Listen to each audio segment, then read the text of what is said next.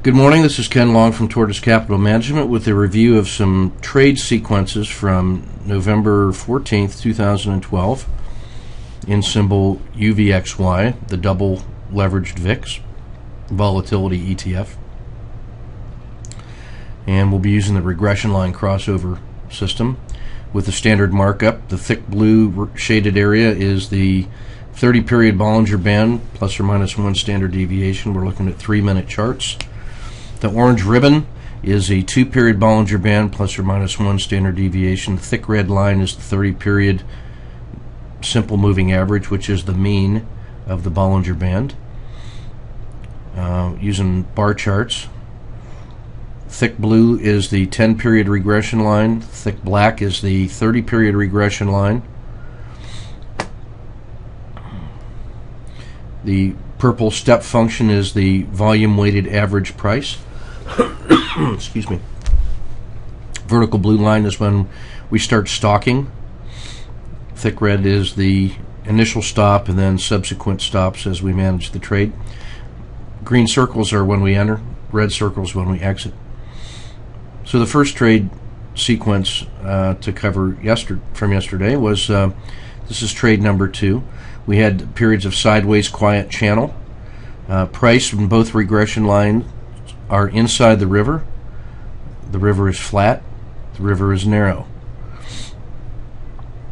We had a slight breakout and then a regression line crossover here when it comes back into the river. Make my initial entry at 27.25 with a 30-cent stop. Moves directly through the Bollinger Band mean and the VWAP and leaves the river.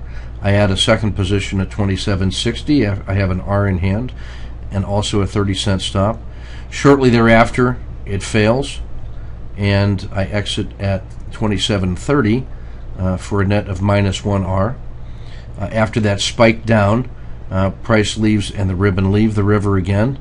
I wait to see one more pullback. It held support this time at the river and at the 30-period regression line.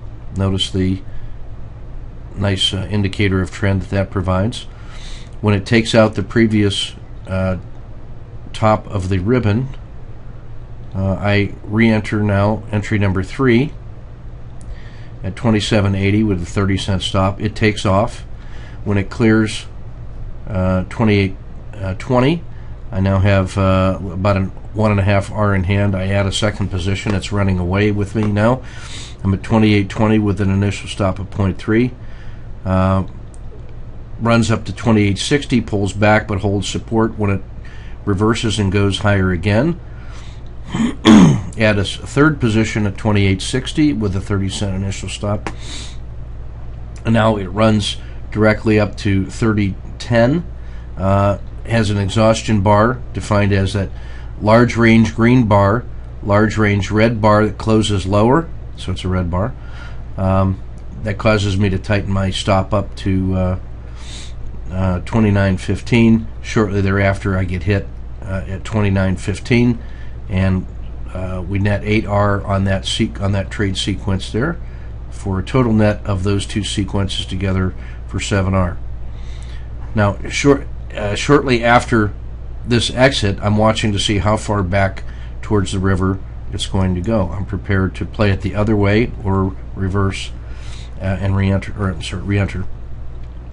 So in that last trade sequence, that's that second trades 3, 4, and 5. That second trade sequence that netted 8R terminated in a sale here about 29.15. It didn't even come back and hit the regression line, turned around and took off again. When it clears the top of the ribbon, not the highest high, but really I'm looking for I'm defining the ribbon as the real body. It takes off here. I re-enter at 29.23 with a 30-cent initial stop, and then it runs away at 29.75. I place a second entry in at 0.3. It runs up to about 30.10 and then starts failing again, and I'm able to cash at 30 for a 3.3 additional R. So that's the regression line crossover. Played it in stages. Started off with a sideways quiet channel condition, one false start to the south. Played the regression line, preserve capital. And the reason for taking that exit here is that it can do on the downside exactly what it shows right here on the upside too. And so although the upside moves and volatility look more like this than on the downside, the possibility for sharp adverse moves is there, and thus I don't stick around. So that's a net of about 10R yesterday during the course of lunch and into the towards the close. So this is Ken Long from Tortoise Capital. Keep your powder dry and your risk measured.